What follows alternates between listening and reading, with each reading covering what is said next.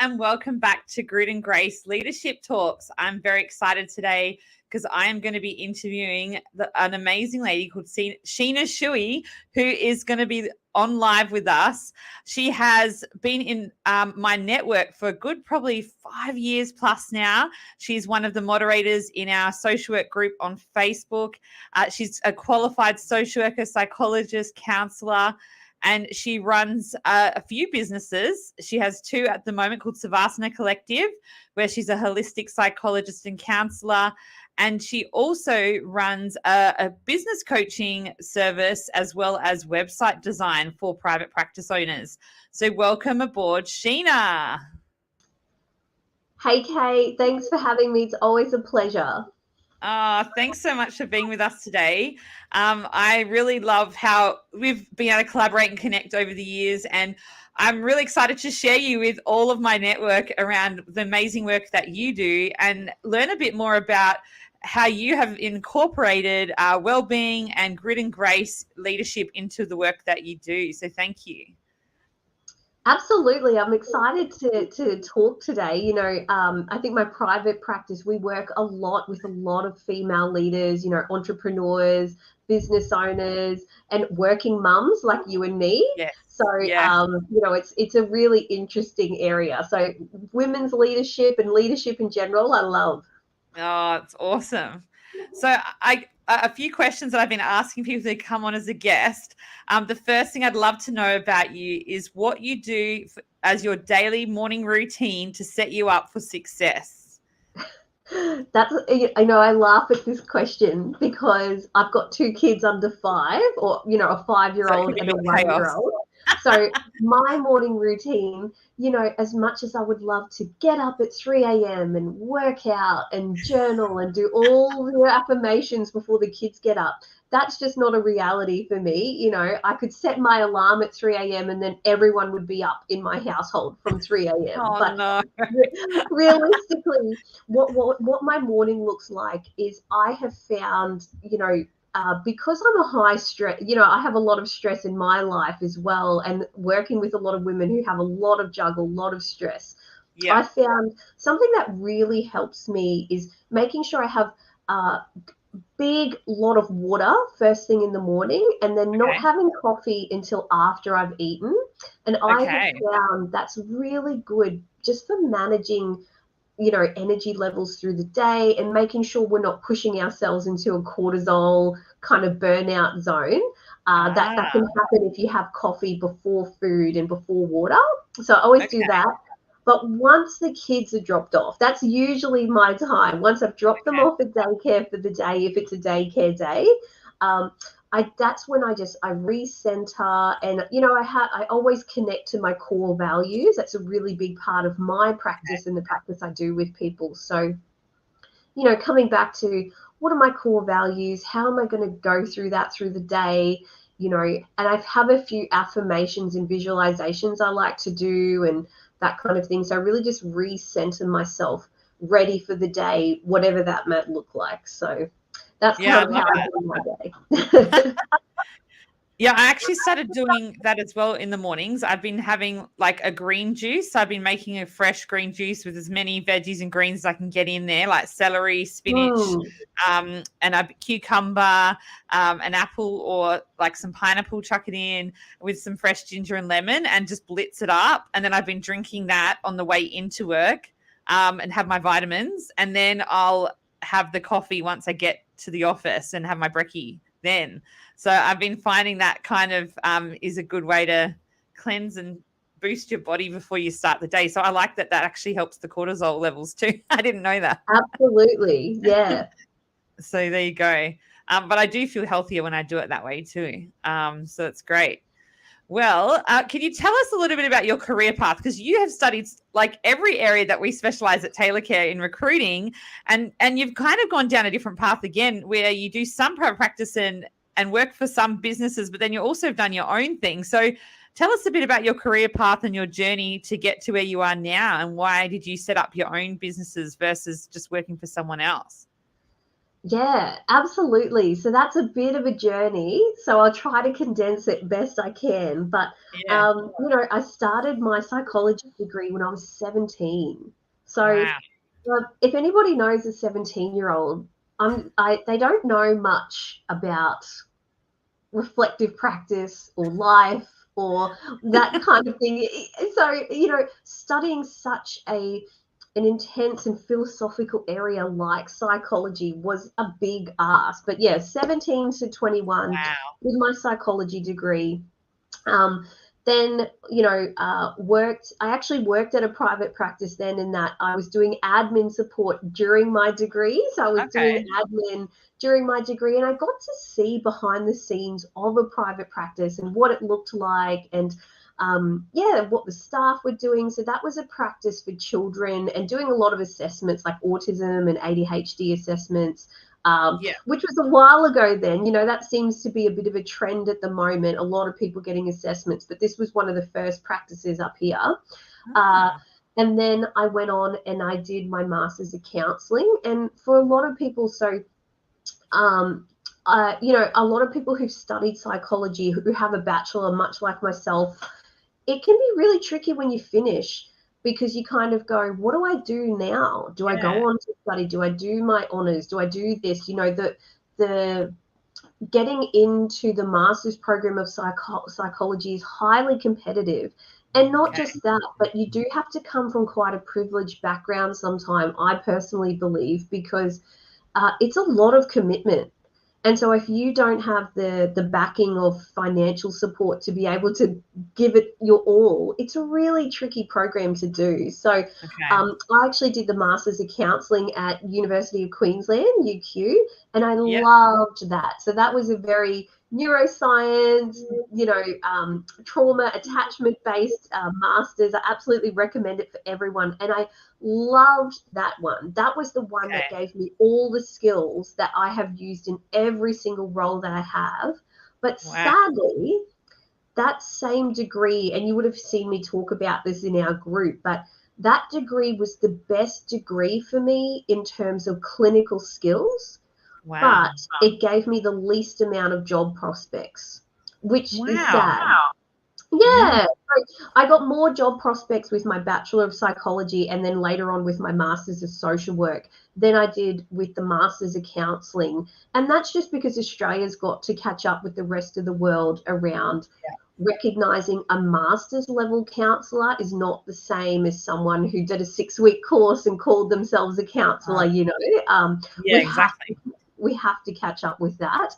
So yeah, did my Masters of Counselling, loved it, ended up being a counsellor and coordinator in Central Queensland for a program that did counselling for children in the child safety system. So, we're talking kinship care, foster care, residential care. So I had to do a lot of interventions with people in that sector, so not for profit, like non-government agency. Yeah. And then ended up working for Headspace as well. So Headspace National, we all know Wow. Headspace. Yeah. Youth mental health, great organization, really loved it. That was a really cool job. Then I did my Masters of Social Work. Then I worked, and during my Masters of Social Work, as well as after, I worked for Queensland Health. So I did the drug and alcohol support for Yeah. Queensland Health. And after I finished my degree, I worked for mental health at Queensland Health. So Yeah. that was the road. And then my final role, which I still work in sometimes, is I work in a university. So I do student wellbeing at a university, and I love that. It's really rewarding. I love that. So, but yeah, I ended up doing private practice, and I guess a big reason I Yeah. got into private practice was because um, first of all, having kids, you plan your career around the things you want to do, and then you have Yes. kids, and it just throws a spanner in the works of, oh, that's right, I need flexibility in my role. I need this in my role. I'm going to have to take sick days. I don't know how many sick days I've had this last month. But so that's why I got into private practice, was really I needed that time flexibility, and also I needed to be able to earn more in the time that I had, given I had time flexibility. But I guess for anybody watching, that is not a starting point. You don't graduate and do private practice. No. It's something that you really, really, really have to be competent to go, if the worst case scenario walked through, I know how to handle that on my own, because that's the thing, is that you are on your own, and all the legalities, all the risk management falls to you. So you need to be competent to know how to do that. But that being said, I love private practice. I love that I get to work the way I want to, and I have a mix of coaching and therapy, which is a whole nother topic. But I love that. So that's been really good. And then obviously, because I've been able to do that, I help other people with the setting up the basics around private practice and looking at different ways of doing it. It's a 21st century, so I think a lot of private practices still have this idea of, I've got to have a brick and mortar shop, and that's going to cost me, ridiculous amount in overheads every single year. And I must only do one-on-ones, So I'm really pushing people to go, there are so many more service delivery options that can earn you more money in less time. So, but only for experienced clinicians, Yeah, it makes sense. I think you have to build up your experience and be able to feel confident in that. When you're going to be going out on your own. I mean, people don't appreciate, I guess, how much risk is involved. I mean, running my own business for 10 years now, I definitely have learned so many things, especially employment law, all these different challenges. You have to think about all these avenues, marketing and branding. You have to think of all these different things all at once. And so, yes, you might want to be counseling clients privately, but you do have to think about your brand, how you stand out in the marketplace, how you get referrals, what that looks like. And you've created another business while you're on mat leave around that to help people, right? So business coaching and helping them with their website for an affordable price. Is that right? Yeah, absolutely. Because I think that's the thing, is that I know some amazing clinicians who haven't started a private practice for all the same reasons that you're saying, is that you are everything at the beginning. You're the marketer, you're the website designer, you're the, the accountant, you're doing the everything. And so that's what I wanted. I wanted a really easy way to show people, look, this is how you set it up for success. And not just something that'll be a flash in the pan. I think, unfortunately, I see a lot of people coming through and they'll go, I'll just get an ABN, I'll just get some NDIS clients, and boom, I've got a business. And that's not how it works. If NDIS crumbled tomorrow, if the government canned it and said, you know what, we're going to restructure, I just know so many businesses that are going to fail because of that, because they haven't done the foundations right. As you know, Kate, as we both have done, I've spent, I don't know how many thousands of dollars with my own business coaches, and they're business coaches. They haven't been private practice coaches. And so I'm taking what they have taught me about successful, sustainable, long-term business, and I'm teaching clinicians how to do that. We get taught all the clinical skills, but we don't get taught business skills. And a lot of us shy away from that area. Like, we don't like to think about money. We just want to see the client. I know. So I really just, there are so much amazing people out there who could be helping so many people if they just weren't scared of the logistics. So my role is to kind of walk them through it and go, you can absolutely do this. I love that. And I think the fact that you're doing it yourself is a great role model to them. And like you said, it's investing in a coach. Like, I had gone for about 5 years of my business without a proper coach. Like, I did a mentor program through my industry body, and they always had a mentor who was successful in recruitment, but I'd never done general business coaching until about 5 years ago. And Ray, who we featured in another podcast episode, she actually spoke around this, because she's been my business coach on and off for 5 years now and seen my growth in the journey. And I think of it like an athlete, right? Like, so if you want to be an Olympic athlete, you're going to have a coach, right? And you're not just going to have an average coach. You're going to have the best coach available that knows exactly how to become an Olympic athlete, right? And it's the same in business. If you want to be the best at business in a certain area, you have to get the best coach for that. And they may not be in your neighborhood. They may not be in your city or your town. So you have to look at online options. And I've had the best coaching. My business coach Ray, she's in Canberra and I'm in Sydney, yet it works. So definitely if you're looking for that coaching, like in that private practice space, Sheena's the lady to go with around that stuff, because she'll be able to help you. And I think that kind of specializing in a certain area is the key, and not trying to be everything to everyone. I think is also really important in what you're doing. So yeah, it's awesome. So can you tell us a little bit about your private practice, what you specialize in there? And then obviously, because we've discussed your other business, but can you tell us about the private practice clients that you see and what you've specialized in there? Yeah, so we definitely specialize, particularly in women's mental health, and particularly with high stress women like you and me, Kate. I know you've helped me a lot over the years. Yeah, the women who have the juggle, because that's the thing, is like, I know it because I am it. Yes. and so we specialize a lot with women who are female leaders, entrepreneurs, business owners, women who are working mums, who might be high up in corporates, and maybe they're managers, leaders, or maybe they're working towards that. We specialize a lot in that, but we particularly women's mental health in terms of anxiety, ADHD, burnout, relationships, and a lot of the trauma that sits underneath that. A lot of people won't realize that there's a trauma and attachment base to some of that stuff. So, but yeah, definitely anxiety, burnout, and relationships. That's our sort of core business. Yeah, wow.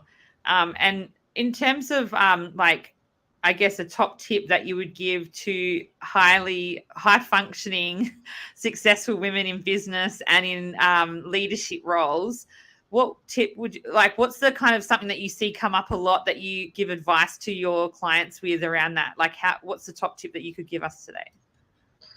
Yeah, I think definitely, like you're saying, Kate, is that when you're an athlete, you're gonna, if you're wanting to perform at a high level, if you think of a physical athlete, they're going to have someone who does their body work, so their nutrition, their training. They're going to have a mental capacity. They're going to have someone who helps with their mental health, their mindset, all of that.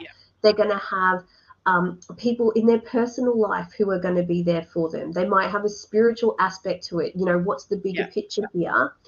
If you are in that area like we are, you can't use the same skills in operation when, life wasn't as intense. It's not going to work. Like, you have to sort of mentally prepare to do that. And there's a lot of work around that. There's boundary setting. There's actually going, I'm worth spending money on. I think that's a huge block for people, is that, I have women who have successful businesses. They're working 50 hours a week. They're earning 6-7 figures, but they don't have a cleaner. They're still trying to do all the things. They're still trying to clean, and they're still trying to cook, and they're still trying to this, and they're still trying to that. And it's like, that a cleaner might cost you $100 a week, and you're earning 7 figures. It's a no-brainer. Yeah, but I think there's a mindset block of, oh, is that taking advantage of someone? Oh, if I can do it, why should I outsource it? Oh, can I spend that kind of money on myself? So sometimes that's a block, particularly when you've had success happen really fast. It's kind of catching up with your success as well. But I had a business coach like that once, and she was a mum of 4, and I was like, how do you do it? Like, I was so inspired by her and how she juggled her businesses. And she was like, look, you've got to work out what you need to earn to be able to outsource, like your cleaning, maybe childcare support, like a nanny that comes in and helps with the kids. She said that she even worked out how to afford someone to come on a Sunday to her house and prep like big lasagnas or casseroles or like big dishes that like could feed the family throughout the week. So she would basically prep these dishes and they would just be in the fridge. So if the kids were hungry for dinner and she was working, they could help themselves, and it was just warm it up and ready to go. So it's like she actually said, like, work out what you need to earn to be able to afford all these things, or like have a PT, or, you know, have a counseling session, like all these different things. And she's like, outsource what you can, because you can't keep functioning in your genius zone if you're wasting your energy doing cleaning and running errands when you could pay someone $25 an hour to do that for you. Absolutely. These days it's probably more like $30 an hour, but you know, just outsourcing that so that you work in your genius zone and you can actually make more to help more people. So yeah, I think that's something that often gets overlooked. And as mums, we have this kind of, as a working mum, I know there's a lot of women that have that mum guilt around, you know, trying to do it all and be it all and be there for their kids. And, you know, I didn't have the luxury of much mat leave being a business owner. So I had 3 months and then I had to be back with my daughter and back in the office and juggling her. And it's been a juggle, but I've learned how to balance it well. And that quality versus quantity is the key. That, you know, it's not about being there all the time for them, but actually having that quality time that you're like, hey, every day at 6 till 8, I'm yours, you know, like that time is dedicated to my kids. And then you can log in and do work later, but actually making that conscious decision, because they grow up so fast. I can't believe my daughter's 7 already. And I just realized that if I'm not present with her for things that matter to her, like she's starting to notice now, and she'll say, Mum, you're on your phone too much, or why are you always attached to your phone? Like, and I'm like, oh, am I? You know, and it's not until you actually have a little someone that reflects everything back to you and says like, hey, Mum, like, why don't you put your phone away and hang out with me? Like, we all fall short. And it's that reminder of like, yes, like I've only got this hour with you before you go to bed. Like, I've got to like do something that you want to do, you know, rather than trying to juggle everyone and everything. But it's an ongoing battle. I'm still working on it, but I think I'm a lot better than I used to be. Yeah, and I mean that's the second biggest thing as well, is the boundary work. I didn't want to say that as the first thing because there's other things that come in place, but those boundaries about saying, hey, when I'm at home while the kids are awake, like exactly as you're saying, 6 till 8. As much as I'd love to check an email or did I reply to that thing, I'm just going to put it away, you know. Yeah. And it's hard because you've got to set the boundary on yourself, so it's not always easy, and we all fall into it. But honestly, that's the biggest thing. But imagine if you didn't learn how to outsource, right? Like if you're working 12-hour days and then you want to come home and clean because you haven't learned how to outsource that part, or even communicate with your partner like, hey, I really need to have some one-on-one time with our kids tonight. Can you take over with the cleaning and I'll do that, you know, whatever that looks like. But that communication, that boundary work, that delegation of tasks, whether it's, you know, to your partner or to an outsourcing, so important when as you go up. And this is not just for private practice owners. This is for if you're going into a manager position that's going to need more time, more energy, you know, more commitment, any kind of up leveling. This is the sorts of mindsets and things you need to start to get into. Exactly. I think that's the thing. It's about, you know, making something sustainable, because at the end of the day, running a business is not a sprint. It's a marathon, as I always say. And so how do you last the distance? How do you have the endurance? Like, I still look back and go, wow, like if I hadn't put all my well-being and self-care in place tools over the last few years with COVID, with my own personal grief and loss and challenges, there's no way I would still be smiling and here and thriving and doing all sorts of different things in business while juggling it all if I didn't put that self-care kind of tools in place. You know, having a business coach, having a PT, working out, you know, having a cleaner, working on my nutrition, like all of these things. Like if you don't look after yourself, you're not going to be good to anybody. It's like putting your own life mask on first before you help others. Absolutely. And can you tell us if there's anyone listening that's interested in setting up their own private practice, what advice would you give them to get started? Oh, well, you could find a really good private practice business coach to show you the foundation. That's true. Of course. But I think the biggest thing that people miss is that they just go, I'm going to accept anyone and everything, right? Okay. And like you said, like in the beginning, how it's really figuring out your zone of genius and figuring out where you work best.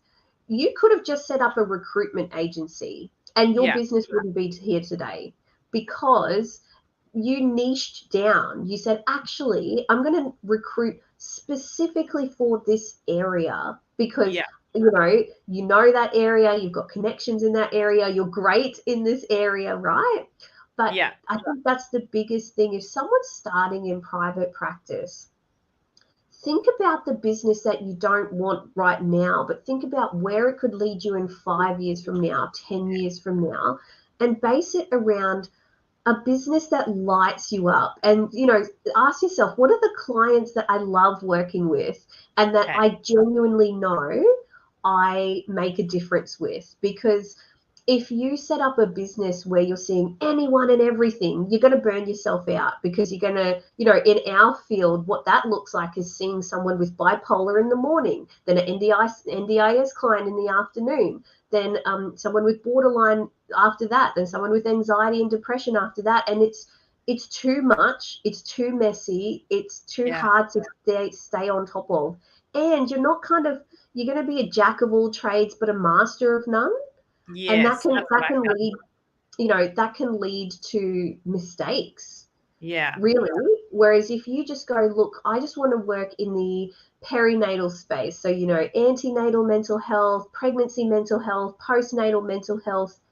If you chose that and all your PD was around that, all your training was around that, if you're thinking in private practice, that's an area that I love working with those clients. Maybe you're passionate about it because you've gone through that yourself, or someone who's gone through that. That's a recipe for success because you're genuinely passionate. You're not just doing it for the money, because when you see Yes. everyone and everything, you might be doing it for money, but what do we know about chasing money? It burns people out and it's not Yeah. successful long term. It's not sustainable. Yeah. No. So don't get me wrong. I think there's a place for seeing, oh, look, I need some cash flow. Let's just do this. Don't get me wrong. We all have those Yes. moments. But, if you're thinking of starting a private practice, ask yourself, what is my zone of genius? Which is, what lights me up and what am I genuinely good at? What are my clients? Who are the clients that go, thank you, Kate, that was an amazing session. Like, I feel like that was really good for me. And thank you so much. Like, who are the clients who are coming back and telling you that? Yeah. Wow, that's amazing. Yeah. And such good advice to, that be a specialist in the area that you're really passionate about and that you've got that training and experience in. I noticed on your Instagram that you talk a lot about adult ADHD, which is something I've heard a few times recently. A few people in my network in recruitment have actually come out and said, oh yeah, I've got like ADHD that just got diagnosed. So how did you get into that side of things? Yeah, I actually am. It's an interesting area because my take on ADHD is somewhat different to other people's, but Okay. I definitely, as a social worker, I understand the environmental aspects of why everybody is getting diagnosed. And for me, it's not about the diagnosis, it's about the symptoms and the treatment. Okay. So a lot of people will have overlapping symptoms between anxiety and ADHD and borderline. So my personal perspective is that the diagnosis is the secondary thing to me. What's Yeah. important is, what are the symptoms, what are causing those symptoms, and how can we work on those symptoms? So, I Yeah. think sometimes we can get really caught up on the label, but Yeah. that's my perspective of working with ADHD. A lot of people are talking about it, and my Yeah. job is to educate them on going, hey, yeah, very well, you might meet traits, but here's why. And the diagnosis isn't everything. You don't have to worry so much about going through that assessment process if we can treat what you're going through anyway. That's true.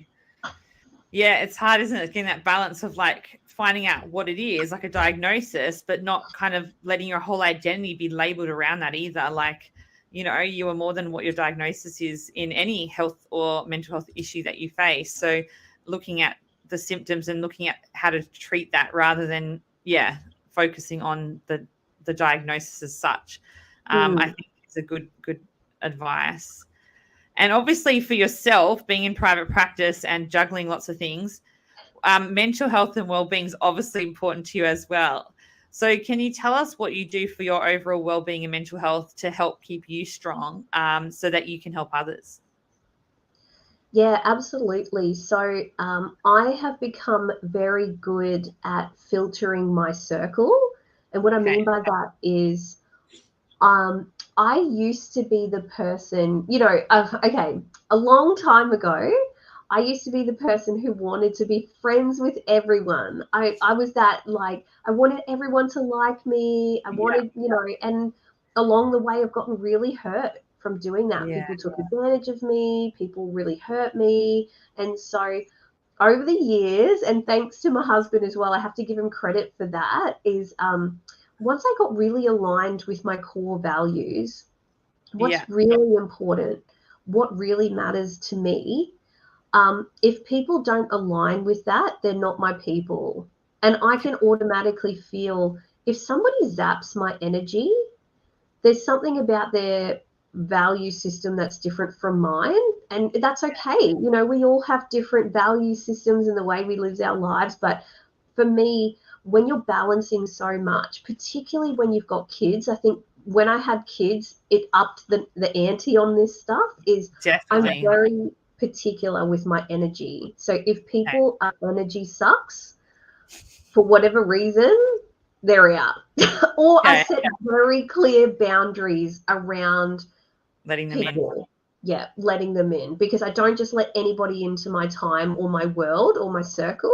It's very True. important to me that I have that energy. And of course, making sure that I have alone time, because that's how I am. I need to have some sort of alone, even if it's an hour a week. It's Yeah. more than that, but I need to have something like that. And making sure that I connect with my husband or connect with my friends. You need to have a life outside of work. And when I'm with them, making sure I'm not constantly talking about work. It's okay to sort Yes. of go, how's your business going? Blah, blah, blah. But when you're with them, like talking about life and ideas and books that we've read or podcasts or whatever, not just work, work, work, work, work all the Yeah. damn time. you know? So important. And yeah, I think it's important to have that work-life integration and balance, as they call it, because you can't keep going the distance without it. So it's definitely something that I know I'm working on, is having that time for health and like I've actually started getting up at 6 a.m. A few days a week to exercise, Amazing. before my husband gets going for the day, because that was the only window that we could find for me to be able to get my health and fitness goals in. It's very easy, I think, as women to put our own needs aside to help our business, help our family, help our friends. And then I realized, I was like, yeah, you guys are all loving it because I'm doing everything for you. But then, like, what about me and my needs?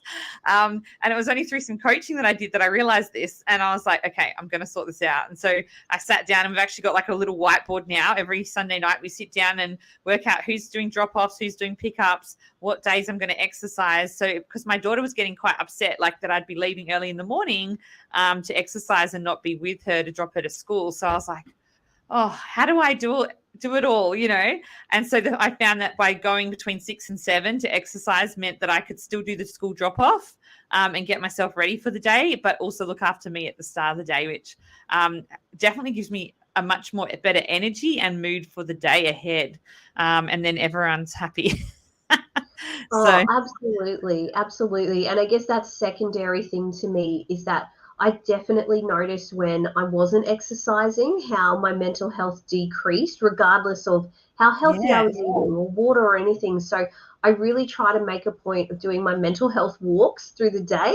That's a yeah, great thing about private practice, is that if you have a client miss something, or even if I make a point of scheduling it in sometimes, to just go for a walk, even if it's half an hour, even if it's 15 minutes, it just yeah, makes such a big difference. And it does all add up in the end, too. So, but I don't try to be this person who's at the gym 7 days a week when I've got two young kids. I think the yeah, expectations on women when we've got such little support systems with kids nowadays is hectic. And I think there's a lot of no excuses, like kind of mentality out there around that. And it's kind of being kind to yourself and going, you know, it's okay in whatever stage of life you're at. You're not going to be in this stage forever. No. You know, I'm not going to be in this stage where these kids are this little forever. No. Right? So it's okay that I'm not, you know, I'm going to get back to working out heaps again. That's coming. But is that realistic for me right now? It's not for our family. And that's okay, you know? Yeah, I'm very grateful to be past the newborn toddler under 5 stage, because I can get so much more done now. But I also have a little person that can talk back now and be negotiating with me. She's like, well, do you really need to work out? Like, can you please do it when I'm at school or when I'm at gymnastics? Like, why do you have to do it now? And I'm like, oh. So it is a battle. But I think when I'm trying to explain to her I want to be healthy and strong, and that, you know, to do that, I need to do regular exercise like she does. So just trying to explain to her the value of why I'm putting myself first, so that she learns that even as a mom or as a businesswoman, it's important to look after yourself. And I'm realizing a lot more that role modeling that I'm doing, like she sees everything. And so I have to be really mindful of what I say and my actions around her, so that she, you know, will learn those skills too to help her when she gets older too. So that's awesome. So I'd love to know a favorite quote that you have that showcases that grit and grace in life and leadership. Is there a quote that resonates with you? Sorry about the coughing. It's you know what that's like. If we cancelled when I was sick, we would never do this. So I appreciate you here. Young, it's just got to happen. But I guess there was 2 quotes that were just sticking to me when you were talking about grit and grace and leadership, and you know, things that really resonate in this area: private practice, business life, or even just working in the mental health sector. You need to have that kind of mindset. So I guess there's 2. Can I be sneaky and have 2? All right. I'll let you have 2. Yeah. But they're both by the same person. So they're both by Maya Angelou, who my dog's name's Maya after her.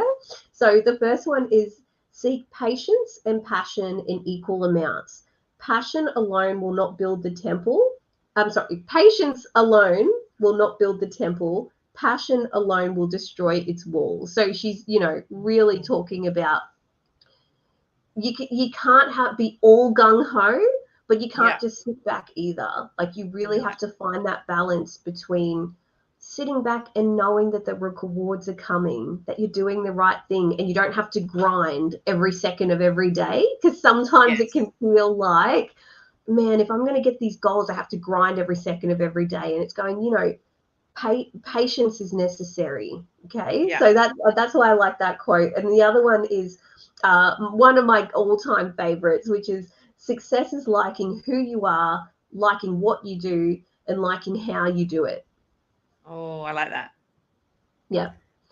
It's a great definition of success. So that's why I really like it. Yeah, I love that. I think it's so important. It's always a balance, isn't it? Getting that passion and purpose into what we're doing. But yeah, I love that. Yeah, you've nailed it with those quotes. So thank you. It was so good to chat with you today and have you on here. I've really enjoyed learning a little bit more about you and your career path and how you got to where you are and the work that you do.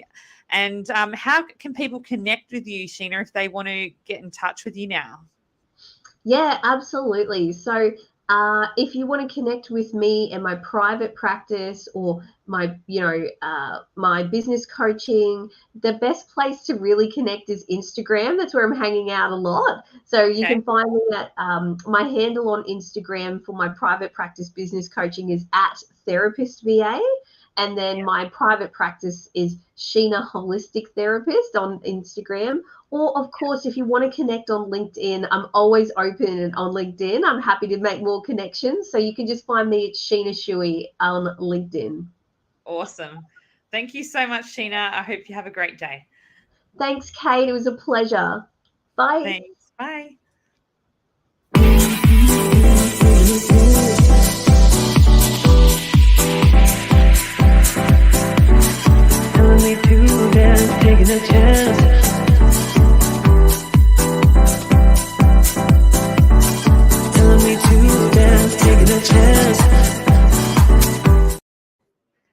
Thank you so much for watching this episode today. I hope you enjoyed it.